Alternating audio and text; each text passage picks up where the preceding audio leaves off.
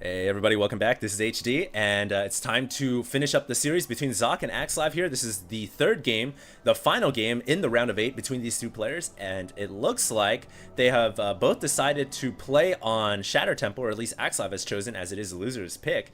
Not going to talk too much about this map. It's pretty standard, pretty balanced. The remake of Lost Temple, and really that's all there is to say about that. Now, I just want to remind you guys that the prize pool is $1,000 for first place of this tournament, $500 for second, and $250 for the runner-up third. And I guess that's enough money to buy yourself a PlayStation 3? I don't know how much a PlayStation is these days, or PlayStation 3. I'm a computer gamer. I'm not a console gamer. So, anyways, getting back to this game at hand. PvP as always. Socke will be the blue Protoss, and Axslav will be the red Protoss.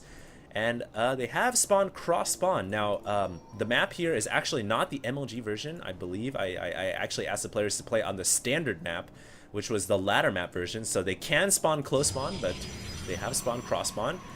Axslav gonna be moving out with his probe here, and same situation here for Socke after throwing down his gateway just moments after Axslav's gateway. And both these players are gonna be immediately doing their scouting duty. Socke asking, this is no close? Axslav answering, this is not close spawn, confirming to him that this is the original Shatter Temple, not the remake by MLG. Now, I just want to say that I was a little bit excited to possibly see a cheese between these two players. You always gotta keep in mind that in a tournament game, cheese is possible, but I'm a little bit sad now that it looks like these players are gonna play the same exact build they did in game 1 and 2, getting their gateway down, getting their assimilator. Socke here not doing the good old hide the gateway like in the corner of his base once again, and Axslav is gonna get his scout in. He sees everything looking pretty standard. Gateway, cybernetics core, assimilator. Back over to Axslav's base. Gateway, cybernetics core, assimilator, and both these players just doing their due diligence as they do that scouting. Now, last game we did see Socke do the 4-gate to great effect, and he actually transitioned off the 4-gate into Blink Stalkers. Now that's a transition I can agree with. Unlike in game 1 where where Socke decided to go for the gateway attack and then transition into Blink, and then also transition into Colossus, that is just a little bit too much. But I do agree with one base going for Blink Stalkers off of your 4-gate. It's a very powerful transition because you've already got the same exact tech tree going. Now you gotta wonder, is Socke gonna do the same thing? Is he gonna do 4-gate? And is Axslav gonna try some kind of 4-gate stuff? We haven't seen him 4-gate yet as of this series. And as always, 4-gate is a very powerful strategy. It looks like Axslav here gonna go ahead and steal the gas. A little annoying for this Zealot. Obviously doesn't want to be wailing away at an assimilator all day long, but he will be attacking the assimilator for quite a long time. One interesting thing to note, assimilators actually have double the life of refineries and extractors. Someone who programmed the gas, obviously a Protoss fan. And it looks like Socke here is going to be a little bit... The thing here about stealing the gas is it's nice for Axslav because it forces Socke into more of a less gas intensive strategy.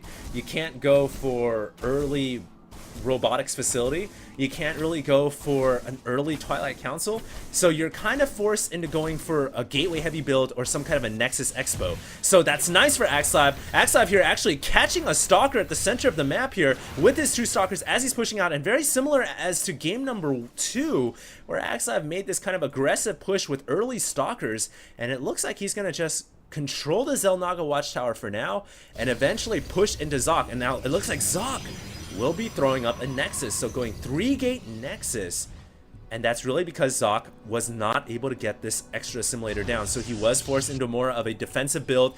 Also getting the Forge down, as you guys can see on the production tab, so he will probably be throwing up some cannons at his front door, also getting +1 weapons most likely. Socke here has more Stalkers than Axslav, will be forcing those 3 Stalkers back to the Xel'Naga and back all the way to the natural.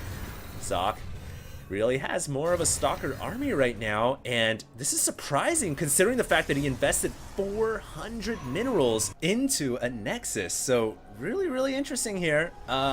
I guess that's because Axslav has gotten a robotics facility. He's gone 2-gate robo, which has kind of hindered 3-gate robo, excuse me, so which kind of hinders his army a little bit until he can get that immortal out. And this has kind of been the name of the game in this series. Axslav really loves his immortals, man, and he really tries to get that robotics facility out ASAP, and that does leave him vulnerable to early gateway attacks, and that's why he lost game number 2 in my opinion, and almost taking some serious damage in game number 3 here, even though Socke spent 400 minerals into a Nexus. Now, Socke obviously never committing to that attack. He was just kind of pushing out a little bit so he could safely grab this expansion, and now grabbing a photon cannon as well. So Socke now knows if he can hold on to this location for the longer the better, really, then he's going to have a bigger and better advantage as his economy rolls and rolls bigger and bigger, brings in more income, rakes in the dough, and transitions, and of course outputs itself into more zealots, more stalkers, more upgrades. And Axslav knows that. He's coming in here with his obs. He sees, okay, Forge ticking away. He already saw the pylon and the cannon up here, so he knows that Socke has his expo, and immediately Axslav grabbing his own expo as well, and it almost looks like Axslav is gonna try to go for a double expand. Wow, thinking that he is behind, and absolutely he is. He's gonna go for a double expand with a quick tech into Colossus. Now I do like this, but it leaves him vulnerable to Socke if Socke decides to attack. So really kind of eco-cheesing just a tad by going for this bold double expansion. And is he gonna throw the Nexus down? If he does, that would certainly be what I'm expecting him to do, because he knows he is behind a little bit in economy. Socke now moving out across the map with a pretty large army of stalkers, and it looks like Axslav sees that, so Axslav will not be able to grab this gold expansion, not anytime soon. He knows Socke is itching to go out with his stalkers and do some damage, and that's just too risky to grab the double expansion. Even though the rocks are down at the gold, even though everything's set and prepped, it's just way too risky to grab that gold right now. And he has observers all across the center of the map to see this impending attack right here. Very large army of stalker and zealots coming in. +1 weapons has now finished, and it's a ton of warp gates being chrono boosted right now. All 5 warp gates being chrono boosted. Socke is actually making a very interesting timing attack here.